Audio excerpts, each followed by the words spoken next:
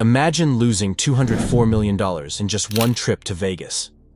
In 2007, a single person accounted for a staggering 20% of Caesars Palace's total revenue. That individual was Terence Watanabe, an heir to one of the most successful carnival supply companies in the United States. Born in Omaha, Nebraska in 1957, Terence grew up in the shadow of his father, Heir Watanabe, who founded Oriental Trading Company, a business that started as a modest carnival supplier and grew into a multi-million-dollar enterprise. From an early age, Terence was expected to take the reins of the family business, and he did just that. At the age of 15, Terence began working for his father, learning the ins and outs of the company. By the time he turned 20, he had become the CEO. His contributions to the business were undeniable. Under Terence's leadership, the company shifted its focus from carnival supplies to party products, a move that dramatically expanded its reach. This strategic pivot helped transform the business from a regional supplier to a national juggernaut. By the late 1990s, the company had grown from 17 local stores to generating a massive $25 million in monthly sales. $22 million in 3 fucking hours! A feat that placed it among the most profitable companies in its sector. Although Terence was highly successful in his role, his dedication to the family business came at a personal cost. His life became entirely consumed by work, leaving little room for anything else. He spent long stretches of time traveling, often overseas to Asia, where he was responsible for sourcing products. The job was all-consuming, said former colleagues. Terence's singular focus on the business meant that he never married, and according to his sister, he likely never had any significant romantic relationships. That company, it engulfed him, she remarked, reflecting on how Terence had sacrificed nearly all aspects of his personal life to the family enterprise. Feeling lucky, I'm putting everything on black.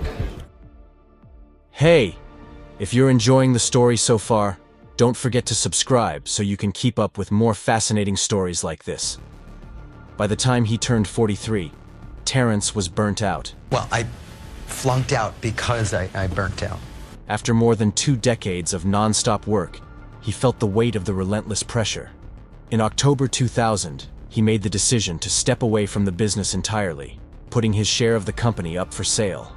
The sale was finalized for an undisclosed sum, leaving Terence with the means to pursue a new chapter in life, one that he hoped would be defined by charitable work and personal enjoyment. Terence's vision for his retirement was clear. He wanted to give back to the world and have fun while doing it. In an interview with his hometown newspaper, the Omaha World-Herald, he famously declared, "If it's not fun, it's not worth doing." With this new mindset, Terence founded the Terry K. Watanabe Charitable Trust, which allowed him to channel millions of dollars into causes that mattered to him, including AIDS and cancer research, as well as various political initiatives. However, after years of being completely consumed by work, Terence struggled to find satisfaction in his newfound freedom. While his foundation flourished and his donations increased, he quickly grew restless. Without the structure of the family business to keep him occupied, Terence felt adrift. He explored several new business ventures, including the idea of opening a restaurant, but none of these projects came to fruition. He didn't know what to do with his time, his sister said, underscoring the challenge he faced in adjusting to life without the demands of running a business. The old saying, "An idle mind is the devil's playground," proved all too true in Terence's case. With ample free time and a massive fortune at his disposal, Terence developed a new pastime: spending money. He purchased one of the largest and most luxurious homes in Omaha, a mansion boasting 9 bedrooms, 18 bathrooms, a gourmet kitchen, a custom wine cellar, and even a 3-story elevator. While his extravagant lifestyle drew attention, it was the activities taking place near his mansion that would lead to his financial downfall. Not far from his Omaha home was Council Bluffs, Iowa, where Caesars Horseshoe Casino was located. It didn't take long for Terence to become a regular at the casino, and as he began gambling more frequently, his new hobby turned into a dangerous obsession. Horseshoe Casino, which promoted itself as a gambler's paradise, quickly identified Terence as one of its top customers, offering him special incentives to keep him playing. Terence's love of gambling soon expanded beyond Iowa. With his level of disposable income, hosts at the Iowa casinos encouraged him to visit Las Vegas, where the stakes were even higher, and the opportunities for big wins and losses were endless. In 2005, Terence began frequenting Las Vegas more and more often, and with each visit, his gambling habit deepened. It wasn't just gambling, though. His trips to Las Vegas also introduced him to heavy drinking, a habit that would exacerbate his already reckless behavior at the tables. Around this time, billionaire Steve Wynn opened Wynn Las Vegas, one of the city's most luxurious casinos. Terence quickly became one of the Wynn's top spenders. By 2006, he had lost so much money at the casino that he earned a personal meeting with Steve Wynn himself. In this remarkable meeting, Wynn observed that Terence was a compulsive gambler and alcoholic. Concluding that Terence's behavior was self-destructive, Wynn made the decision to ban him from the casino. However, this did little to curb Terence's addiction. In fact, it only opened the door for other venues to court him. Caesar's Palace, eager to capitalize on Wynn's rejection of Terence, went all out to lure him in. The casino offered him a series of lavish incentives designed to keep him gambling.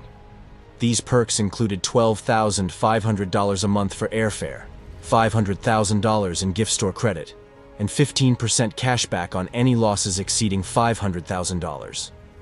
Terence was also provided with free lodging in a luxurious 3-bedroom suite, access to his favorite bartender, and a constant stream of attendants to cater to his every need.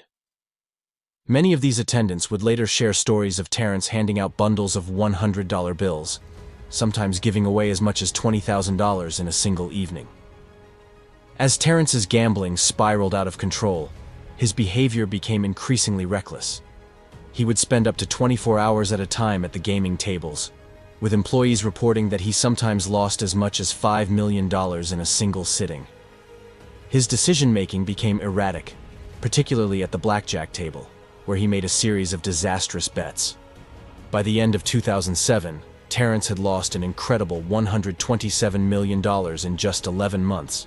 Despite this, Caesars extended him a $17 million loan, even though it was clear that he was nearing financial ruin. Over a 3-year period, from 2005 to 2007, Terence had wagered $4.2 million, $81 million, and $825 million, respectively.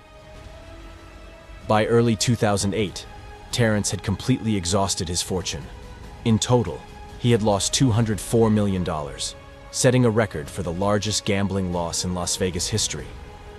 With no job, no income, and no remaining wealth, Terence found himself owing Caesars $14.7 million.